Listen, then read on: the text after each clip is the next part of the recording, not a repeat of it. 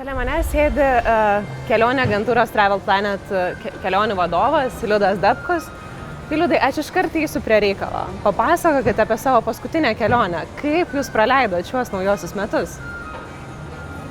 Buvo puikiai kelionė, kurią pats planavau gana iš anksto. Tai buvo Indonezija, kurią seniai norėjau nuvažiuoti. Važiavome 8 su draugais šeimos. Ir tai buvo akivaizdus pasirinkimas, nors nukonkuravęs Tailandą, kuris būtų buvęs jau nebe pirmą, nebe antrą kartą, o būtent Balis ir aplinkinės salos. Tai būtent Gili Travagan sala ir visokios ten salos aplinkui Balį. Tai iš tiesų viršė mano lūkesčius daugeliu prasmių, nes aš puikiai suprantu, kad Balis yra nebe tas, koks jį kažkada rado hipiai, net nebe tas, kurį atrado prieš 15 metų lietuviai, o tai yra sala, kuri dar laikosi nesugriūdama po masinio turizmo svoriu, bet ten nuvykę supranti, ko tie žmonės ten veržėsi ir kokia jinai unikali yra palyginti netgi su tuo gigantų turizmo Tailandu arba Malaizija, kuri irgi yra puikiai šalis. Balis yra visų pirma didžiausios pasaulyje musulmonų valstybės perlas, nes ten yra kita religija, ten yra hinduizmas dominuojanti religija. Ten vis dar yra gamtos daug ir yra labai meniška tokia dvasia, kurią tu pajunti vos atsidūręs tos salos centriniai daly. Tikrai nepatarčiau važiuoti žmonėms norintiems autentikos į Kutą. Tai yra būtent ta apatinė dalis, kur yra 9-aukščiai arba dar aukštesni viešbučiai tų masinių tinklų. O važiuoti į Ubudą, kuris irgi labai, aišku, kenčia nuo masinio turizmo, nes jį labai gražiai išreklamavo filmas su Julia Roberts. Ir štai ten žmonės nori atvažiuoti, moteris turbūt tikisi ten susitikti savo gyvenimo vyrą, o vyrai važiuoja ten, kur moteris nori, reiškia, būti laimingos. Tai iš tiesų ten labai gražu ir labai visko daug. O kas jūs tenai nustebino labiausiai? Nustebino jų laimės pojūtis, apie kurį aš paskui parašiau žurnalui Happy. Būtent tas dominavimas noro būti prieš troškimą turėti. Nes jie gadinami yra vakarietiškos sampratos. Jau jie ten nori ir motorolerio gal naujesnio, gal ir apie mašiną pasvajoja, bet vis dar buvimas kaip po toks ten yra labai svarbus. Ir mane pribloškė faktas, kad jeigu tu nori pasistatyti namą, tai tu turi trečdalį savo sklypo skirti šventyklai. Ten beveik visi namų ūkiai turi savo asmeninę šventyklą, kurioje praktikuoja tas apeigas kiekvieną dieną. Kitą trečdalį paskiri ryžių laukeliui, o kitas išdėstymui gyvenamųjų namų. Tai yra tokia harmonija tarp gamtos, tikėjimo ir realaus pasaulio, kad ji tiesiog jų kraujai. Ir tame supratime, plus saulė ir plus visada derlinga žemė, daug lietaus, daug šypsenų. Ir tu gauni ne tik iš saulės, iš oro, bet tu gauni iš bendravimo su žmonėm, kurie tiesiog ne tai, kad džiaugiasi tave pamatė, bet jiems yra tiek viskas aišku, tas laikinumas toks pasaulyje paprastas ir jie nesureikšmina tų dalykų, dėl kurių mes čia tose žiurkių lenktynėse taip yra paveikti to tokio lenktyniavimo, kad atvažiuoju ir galvoju, oho, čia taip dar gali būti, ir čia ta sala, kurią taip sugadino, tai kas ten giliau, ir tada pradedi žiūrėti giliau, važiuoju gal kitą salą, pasirodo, kad ne visai taip, reiškia, pervažiuoju į kokį nors tenai Travangan, kuri yra 3 salos gili šalia Lomboko, kur vėlgi nustebino, žinau, kad ten yra toks tarp Majamio ir tarp Ibicos kažkas, nes ten yra vakarėlių sala, kurioje mes šventėm naujus metus. Tai pliažas aplinkui, kokie 8,5-9 km, ten lapeisi viską. Vien tik tai mažos užeigos, vien tik kavinės, maži viešbutėliai, bet tu gali bet kur užsimauti lastus, pasiimti kaukę, bristi į vandenį ir juose gyvų koralų žiedas. Ten yra ir vėžliai plaukioja, ir žuvis plaukioja, tai reiškia, tu gali visą naktį siautėti pliaže, atsibusti apie pietus, kada grįžta jau ten jūra ir nerti savo be jokių ten valčių ar kažkokių ten specialių tų ekskursijų, reiškia, tu turi gamtą. Nors ten daugiausia žmonės važiuoja tiesiog gerai pašvęsti. O ko jūs tikėjotės? Kokių naujų metų norėjot? Tai gavom dar geresnius negu tikėjomės, nes mes turbūt per daug metų pirmą kartą šventėme beveik be jokio alkoholio, net šampano nebuvo, nes ten kažkaip tai nelabai, ten šiaip jau musulmoniška ta dalis, yra ten tų gėrimų, bet jie yra bangos ir kažkaip ten nelabai jie ir tinka. Tai išsinuomavome 4 tokius bungalau ant jūros kranto ir bangos mus išlydėjo tiesiog į 17 metus. Jos tiesiog sėdėjom, žiūrėjom į jūrą naktinę, šalia grojo gyva muzika, tokia gera džiazą ir jautėsi kaip Europoje, bet jau ir kitam pasauliu iš tiesų. Ir dar vienas iš ryškesnių, aišku, įspūdžių tai yra lipimas į ugnikalnį, tą daug kas padaro, tai nėra jau atradimas pasaulio, bet atsibundi pusę 2 nakties, atsirandi prie ugnikalnio šlaito apie 3 nakties ir tada kopi visiškai tamsoj, kaip laimės žiburį biliūną. Ir nežinai, kur lipsi, pakeli galvą, pasižiūri, kad ten kažkokie tai žiburiukai tam šlaitai ir supranta, o velnės, į kur aš čia įsipyniau, nes tai nėra toks ėjimas kokio nors serpantino, tai tu lipi tiesiog per lavos laukus su žibintuvėliu, nes nieko nematai, bet visos tos kankinės būna atlygintos nuostabaus saulėtekio, kai tu esi viršui. Yra kitas ugnikalnis, tarp jų ežeras ir kada tu matai, kad koks esi mažas ir koks yra didis šitas pasaulis ir kokie yra geri dalykai. Plius ten yra puikus raftingas, vienas geresnių, kada reikia visą trasą dirbti, ne tai, kad ten Kolorado upė ten arba kai kurios upės ten Turkijoje, o ten visą laiką dirbi, nėra ten kažkokia ekstremali ir labai graži, iš tiesų, gražios trasos. Na ir aišku, tie visi kūniški reikalai, masažai, spa, jie tikrai išmano ajurvedą, jie išmano balio masažą ir jie žino, kaip iš tavęs išvaryti visus demonus, kuriuos ten tu atsivežė iš savęs iš Europos ir po 3-4 savaičių tu grįžti ir arba tu turi daug energijos, arba pradedi grimsti po atostoginę depresiją ir ieškoti pigių bilietų kur nors, kur reikia greitai mauti kur nors.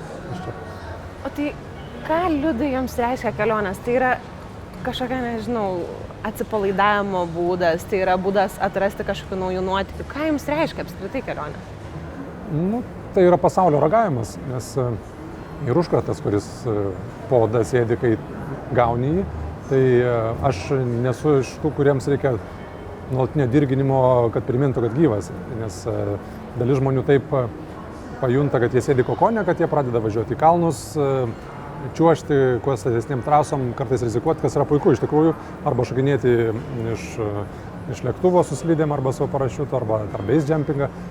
Tai vat, tie dalykai man nėra būtini, aš esu kai kuriuos jų išbandęs, bet man tos kelionės tiesiog yra tokie gražūs paveikslėliai, kurie taip gerai kaupėsi ir tai yra tos tokios, kaip čia pasakyti, tokie suvenyrai, kurių iš tavęs nieks nepavogs, kurių tu nepamesi ir kuriuos tu atsineši kartu su savimi ir begalinė patirtis iš tiesų, nes jeigu mes norim suvokti, kas mes esam, kur mes einame ir kokia prasmė apskritai buvimo šitam pasauliu, tai mes instinktyviai norim pasiekti tą vienį, o vienis tai yra tose detalėse, kuriuose tu suvoki, kad tu atsiradai iš tų, kurie anksčiau gyveno, iš to vandens, kuris kažkada tekėjo, iš tų, kurie jau suvartoti. Ir tada, tiesiog gerai yra. Man nereikia būti budistų Tibeto vienuolyne medituoti, kad aš pamatyčiau stebuklus, kurie vyksta džiunglėse, kad Afrikoje užauga gėlė ir sukrauna žiedą būtent tuo metu, kada gyvatė tam tikros rūšies subrandina didžiausią koncentraciją naudų savo liaukose ir jį atšliaužia ir tą subrendusi žiedą kandžioje. Būtent jinai ten išleidžia savo nuodus perteklinius, o senovės gyventojas, bušmenas, jisai žino tą žiedą, jis jį nusiskina, panaudoja strėlį ir medžioja. Ir viskas taip tarsi susiję tarpusavyje ir kad viena rūšis palaiko kitą ir iš tiesų, tai tiesiog yra begalė istorijų. Ir plius žmonės be abejo, kad kur kitur tu sutiktum tokius žmonės, kurie metė darbą ir pradėjo kažką tokio, kaip pavyzdžiui radikaliai kažkoks žmogus, kurį sutikome Fidžyje, jis buvo savininkas reklamos agentūros ir galėjo savo ramiai nugyventi Kanadoje, kartais paplaukėdamas su jachta, bet jis nutarė, kad jisai bus perlų augintojas. Jis įsigijo perlų platformą, įkurdino šeimą krante ir jisai dabar viską žino apie tai, kaip įdėti smėlio smiltelę į geldelę, kiek ten laiko turi laikytis, kada reikia ištraukti, kodėl čia nepavyko, kas nepavyko. Jisai praėjo visą Hemingvėjišką istoriją ir jis kaip pasakoja, mes ten su jam įsižioję. tokių žmonių pakeitusių, išmainiusių gyvenimą į keliones, tada supranti, jo, aš irgi viską teisingai darau, aš galbūt neturėsiu perlų platformos Fidžyje, bet aš būsiu joje buvęs, aš būsiu matęs tos kitus žmonės, kurie ten Naujoje Zelandijoje, tarkime, pakeitė darbą ir darantis visiškai neįtikėtinus dalykus ten, arba kad aš atrasiu žvaigždės nusileidęs beveik kilometrą po žemę, pavyzdžiui, man pasakytų, sakyčiau, tu čia kažką rūkėjai arba geriai, reiškia, kokios ten žvaigždės, o iš tikrųjų tave veda mergina, kuri viską žino apie savo tą kraštą, apie tą urvarį ir jinai tada liepia išjungti mums žibintuvėlius, sako, dabar žiūrėkite aukštyn, pasižiūri į viršų ir ten viskas nusėta kaip galaktikos ir kas čia per spec efektai, reiškia, bet ten yra tokie kirminai, kurie šviečia tamsoje ir tokiu būdu medžioja muses, nes jie tiesiog yra švytintis. Tai neišgooglinsi, neišfacebookinsi tų dalykų, juos tiesiog reikia atrasti. Aišku, reikia žinoti, ko ieškai, tu nutuoki, ką tu gali ten surasti, už tai labai svarbu namų darbus pasidaryti prieš kelionę. Jūs užsiminėt apie riziką, apie darbą, tai man labai įdomu paklausti, kartais ne visą laiką kelionės yra tokios gražios. Tai jūs turėjote ir profesinių kelionių, kurios buvo gana pavojingos. Nu, tai jas aš atskirčiau prie tos kitos patirties, nes toks man patinka posakis vieno anglo rašytojo, kad tik į tamsą panardintą plunksną gali sukurti kažką amžino. Tai jisai sako, kad jeigu mes rašysime apie zefyrinius saulėlydžius arba ten apie palmės pasvirusias pliaže, tai mes būsime tiesiog lėkšti ir nesuvoksime, kad šalia skausmo eina džiaugsmas ir atvirkščiai.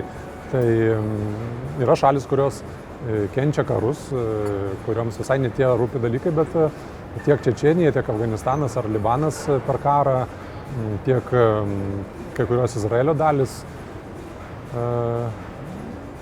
gyvena ten žmonės, jo savaip yra, jos yra net ir gražios, pasakyčiau, ir grožis yra tokia labai savoka plati ir tu negali šabloniškai matyti, kad tai yra tik pliažas arba snieguota viršūnė.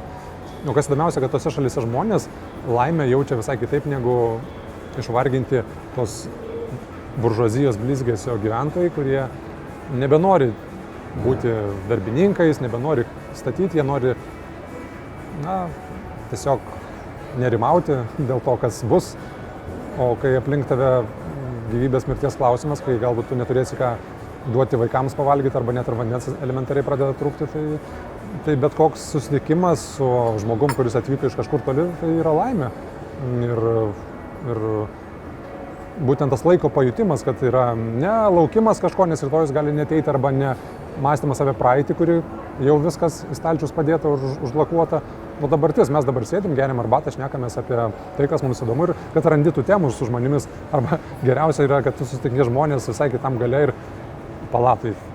Pradedi šnekėti kažką, tai čia mes dabar kalbam apie tą patį žmogų, jo, sako, aš pažįstu, tai va čia konkrečiai Kostarikoje buvo tokia viena vieta, fantastiška iš tikrųjų prie Ramiojo vandenyno pakrantės, į kurią patenki tik iš jūros, nėra kelių, už tavęs yra visiškos džiunglės, Korkovado nacionalinis parkas, kuriame tenai viena turtingiausių faunos sričių visoje Centrinėje Amerikoje.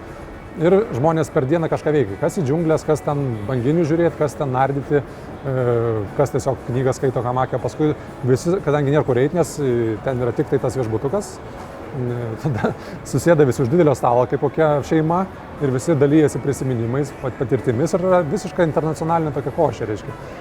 Ir kažkaip prasideda kalba apie Bahamus ir aš prisimenu tą nuostabią moterį, apie kurią šiaip tai knygą reiktų rašyti, bet jos vardas Gloria, kiek aš atsimenu, pavardė Patience. Mes ją kai pamatėme, aš galvojau, kad čia koks nors Hollywoodo filmas, reiškia. Jai buvo kokie 80 metų tuo metu, ji dėvėjo tokią suknelę gėlėtą, jos nagai buvo lakuoti ir jinai sakė, pragyvenau jau 4 vyrus, bet įsikėlė visai fainas kaimynas, reikia su juo arbatos pagerti. Ji nuo 10 metų su tėvu ryklius medžiodavo. Ir paskutinį sumedžiojo kokius 75 metų būnama, reiškia. Ir apie ją rašė National Geographic, jos lova stovi ir net sertifikatą turi, per jos lovos vidurį ėjo vėžio tropikas, reiškia, būtent. Ir aš apie ją pradėjau pasakoti ir tada kanadiečių pora sako, tai mes, sako, pažįstame, mes buvom ten Bahamuose, mes su ją susipažinom ir dėja jinai jau prieš porą metų yra mirus, reiškia. Tai galvoju, kaip įdomu, reiškia, surandi Kostarikoje bendrų pažįstamų su kanadiečiais ir kalbė apie žmonės, kurie gyvena Karibuose. Ir taip toliau, tai yra kolekcija iš tikrųjų kelionės, bet reikia ruoštis iš tiesų. O grįžtant prie tos rizikos, man labai įdomu, jūs su savo ankstesnė profesija keliaudavot į karinius konfliktus, į karinės zonas. Koks tai yra jausmas? Vėlgi tai yra panašus jausmas, bet aišku, tu jau ruošiesi nebe malonumams patirti, o tam, kad viskas vyktų sklandžiai, kad tu pasiruoštum ir tai yra visiškai, tai yra tokie namų darbai, rimti namų darbai. Ir dabar kaip žmonės ruošiasi, jie ruošiasi daug rimčiau, mano kai kurie kolegos važinėja į Ukrainą, kur be taisyklių karas vyksta, arba kai kas ir į Siriją prasigauna, tai iš tiesų tai yra, čia jau kalba net nebe pačią kelionę, tai yra objektas, tai tu gali važiuoti susitikti ir su kokiu nors labai pavojingu žmogum savo šalyje ir nukentėti taip pat, dėl to, kad tai yra net nebe geografinė savoka, tiesiog darbas toks yra. Už tai žurnalistika viena iš tų profesijų nuostabių, kada tu gali vieną dieną bendrauti su karo vadu, kitą dieną grįžti padaryti interviu su madingu dizaineriu, kuris dar nemigravo, o trečią nuvažiuoti į kalėjimą ir pabendrauti su živ užsikrėtusiais kaliniais ir paskui išeiti iš ten sveikas ir gyvas. Tai nežinau kitos tokios profesijos. Gal tik rašytojas senų laikų, kuris įsijausdavo, o nerinkdavo informaciją vien tik internete, kaip šiais laikais būna. Bet turbūt daugelio žmonių tai nelabai turėtų jiems rūpėti. Karo zonas važinėja tie, kuriems reikia adrenalino, o rizikų būna ir daug paprastesnių. Gali dingti dokumentai. Gali būti, kaip mums, pavyzdžiui, dabar buvo su nuostabiuoju Baliu, grįžtant buvo adrenalino dozė visiems, tai Stambulo oro uostą uždarė dėl snygio ir mes vietoj to, kad atsidurtumėm Vilniuje, atsidūrėme Antalijoje ir praleidom savaitę Turkijoje. Didžiulėse miniuose pamačiau, koks pasaulis margas, kokie nervingi yra tie vakariečiai patekę į ekstremalias situacijas, kai mato, kad 5 valandas reikia stovėti eilėj ir kokie yra įsiutę netgi, sakyčiau, be ketinai susisprogdinti artimųjų rytų piliečiai, kurie tiesiog niršta, tiesiog nesitveria kailį ir kokie geri gali būti žmonės net ir labai sunkiose situacijose, kurie užleis eilę, pasiūlys atsigulti toje vietoje, kur ten laukiam mes savo eilės arba pasiūlys atsigerti vandens. Kitaip tariant, žmonės visose situacijose yra dalis niekšų, bet jie bus visada niekšai. Tik tai, kai yra daugiau civilizuotumo ir normalesnė situacija, tai tas niekšas netaip matosi. Kai yra ribinės situacijos ir pramuša jo prigimti, tada labai gerai pasimato viskas. Bet nuteikia optimistiškai, nes, sakyčiau, daugiau yra gerų žmonių negu blogų, bent jau ten, kiek mes matėme. O jūs pats kaip kelionių vadovas esat turėjęs kažkokių situacijų? Kol kas ne. Mano patirtis labai jauna. Iš tiesų, aš tai vertinu vėlgi kaip naują puslapį savo gyvenime, kad nebūtų tokiam savanaudiškam ir tas kelionės nelaikyti pačiam savo, o duoti kažkam, kas to nori. Nes kai važiuoji į šalį jau antrą kartą arba ten trečią kartą, tai gali daug papasakoti ir gali kalbėti ne tik apie objektus, bet būtent apie tas patirtis ar apie šiokią tokią kitą prasmę, nes tokias kelionės paprastai renkasi žmonės, kuriems jau norisi ne tik įspūdžių, bet ir patirčių, pažinčių, pokalbių. Tai aš manau, kad jiems galiu tai duoti ir aš tą noriu duoti. Nes kaip ir Azijoje sako, tai, ką atiduodi, lieka tau pačiam iš tikrųjų, o ką bandai sutaupyti, tai žiūrėk ir pamiršti, kur pasidėjai arba pametė apskritai. O kodėl apskritai jūs sugalvojote dirbti kelionių vadovu? Jūs daug metų buvote žurnalistas ir taip tokie kardinalūs pokyčiai, kas tai lėmė? Čia nėra toks visai kardinalus pokytis, nes tai yra vis dėlto istorijų pasakojimas. Man istorijas pasakot patiko dar nuo darželio laiko, aš į kitą grupę eidavau ir pasakodavau vaikam pasakas, kurias buvau ten išgirdęs pats arba paskaitęs ar sugalvojęs. Tai čia irgi yra istorijų pasakojimas, kadangi aš galiu ilgai ir sklandžiai kalbėti ir tą žinią sukoncentruoto, nenubodžiai pasakoti apie 5 ar 3 dinastiją, kur žmonės taip pat pamirš, arba ten 15 griuvėsių per dieną apžiūrėti, kas irgi labai vargina iš tiesų.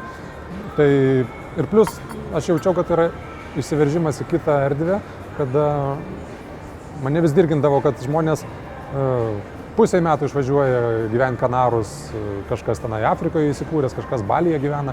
Nes dabar pasaulis jau yra nebe tas, kad mes turime iš savo vietos fiziškai dalyvaudami kurti produktą. Mes galime būti kitur, o kadangi atskaičiuota mums tiek, kiek atskaičiuota laiko, tai mes turbūt turime pasinaudoti. Ir kiek ir daugybė tų šalių dar neaplankytų, tai aš noriu jas pamatyti irgi kartu su kitais.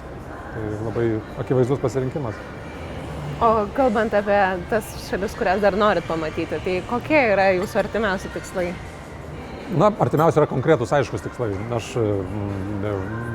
Marokas čia artimesnis, Malta, Azorus savo atrasiu netrukus, paskui tenai Okeanija, Afrika, bet, tarkim, nesu buvęs Kanadoje, nesu buvęs Brazilijoje, Argentinoje.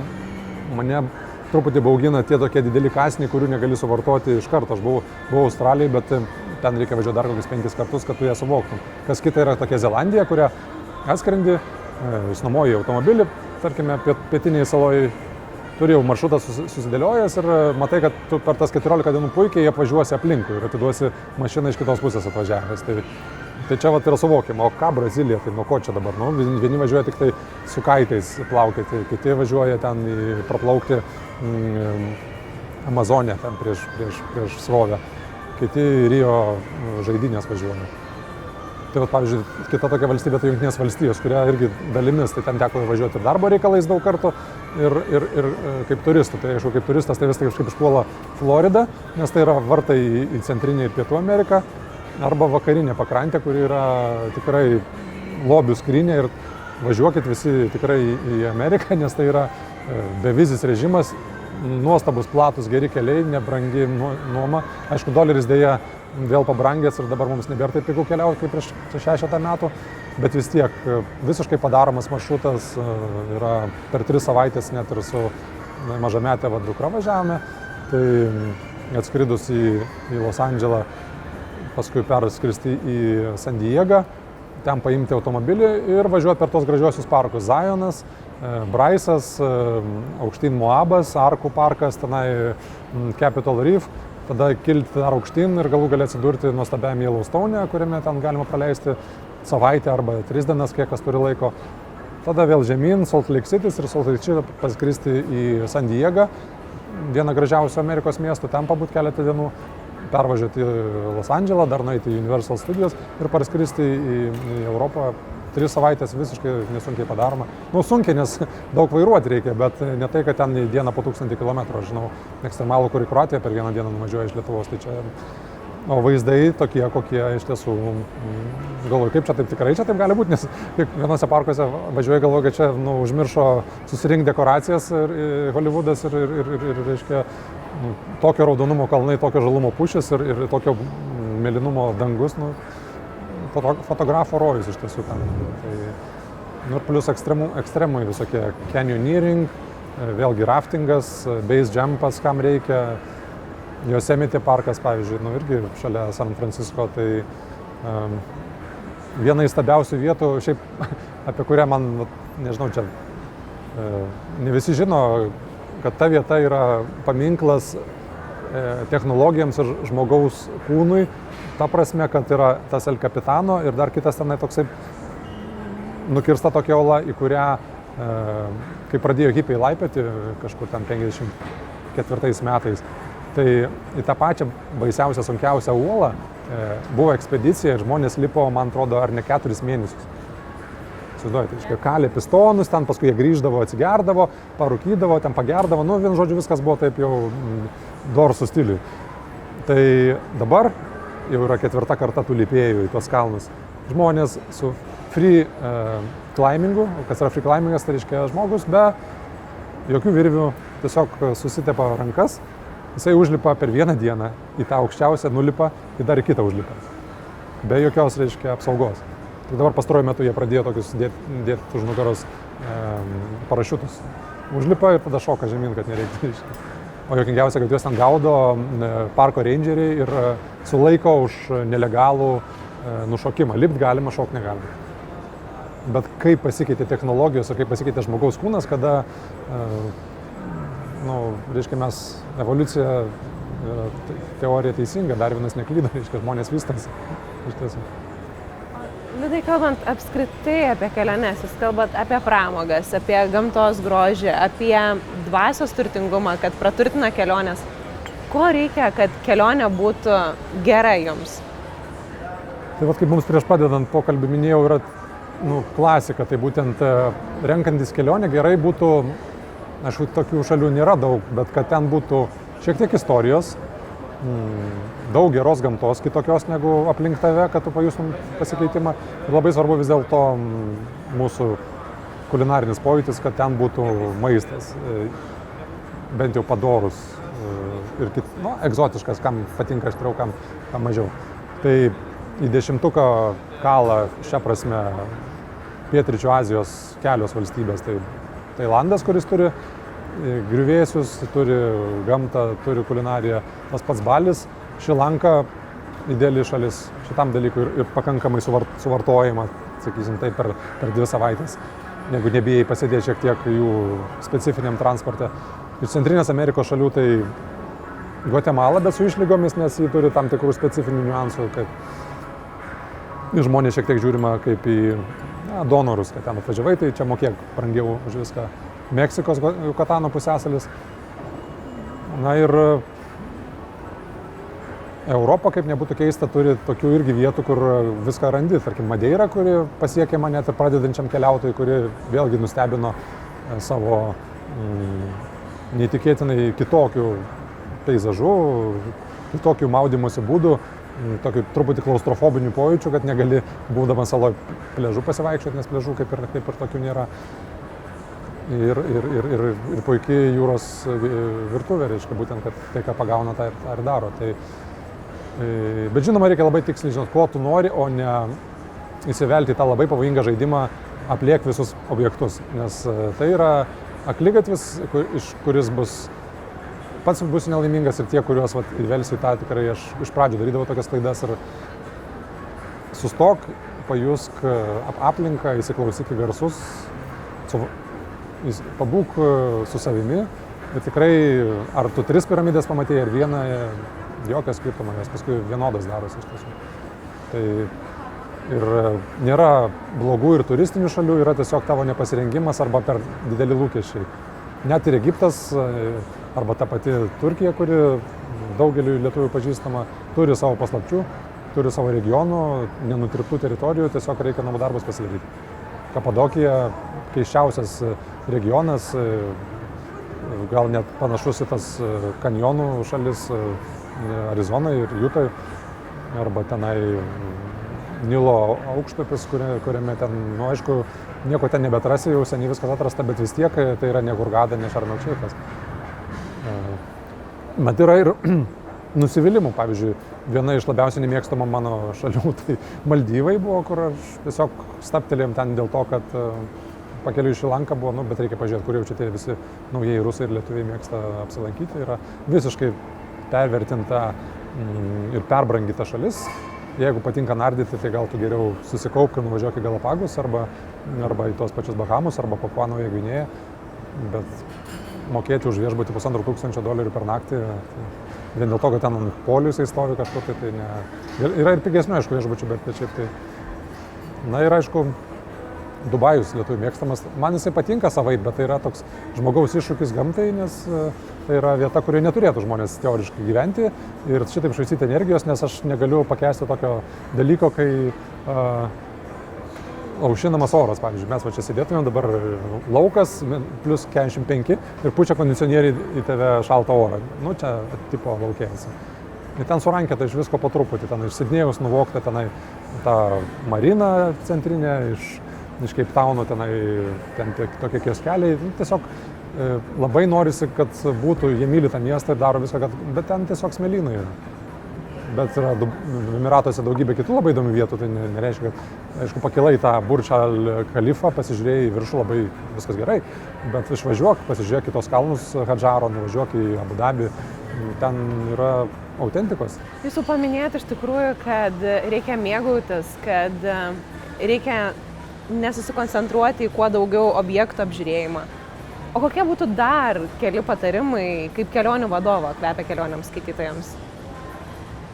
Na, turi būti bangavimas, turi būti wow efektas, turi būti atvykimas ir gerai būtų, kad žmonės persijungtų laikrodžius, tai turime, kai skrendi 12 valandų, tau parodo Sidnėjaus operą, tu sakai, okei, faina, bet eikim gal pamiegoti. Tai tas labai svarbu jausti. Tai viena iš tų taisyklių, tai šiandien pradėsiu nuo to, kad kai toli keliauji, tai tu turi tikrai suplanuoti ir savęs pasigailėti. Aišku, jaunesniam žmogui gal viską galima pakęsti, bet jeigu yra tam tikro amžiaus žmonės, kurie dažniausiai taip ir būna, kad toliau keliauja tie, kurie sukaupia šiek tiek pinigų yra, tai negali pulti stačia galva. Tai tokia sanitarinė zona turėtų būti, arba jeigu įmanoma Azijoje pernakvoti bent jau prieš skrendant į Australiją arba Zelandiją. Kita istorija, aišku, žemyn skrendant į Afriką, tai čia laiko skirtumo nėra, bet ten irgi tie ilgiai perskridimai šį bei tą daro su žmonėmis. Tai atsikvėpk, nes tu tada turėsi pilnai kvėpuoti. Ir paskui, aišku, dabar mes turime tos įrankius Google Earth, Google Maps, mes turime TripAdvisorį, turime daugybę kitų nuomonių. Tai pasiskaityk biškit apie tuos dalykus, kurie ten buvo ir nepriimk už gryną pinigą tai, ką rodo Booking.com ar kažkur, tai tos nuotraukos dažniausiai yra adaptuotos, pakeistos ir geriau turėk mažiau lūkesčių negu jų daug. Ir nenusidirbk iki tiek, kad tu būtum toks atbukęs, kad tau nervintų. Nes nervina iš tiesų laikas kitaip slenka. Šiaurės Afrikoje kitaip slenka Latino Amerikoje, ten jie ramiai sako, manjana, dėkit easy, ką tu čia žinai, nuo kur autobusas, tai mes jau čia vėluojam, palauk, bus tas autobusas, reiškia, tu ten prakaituoji, nes tu tarsi bėgi nuo savęs, bet ir save pasiimi, nuo savęs nepabėgsi, tai tu labai sunku tą padaryti, bet tu turi,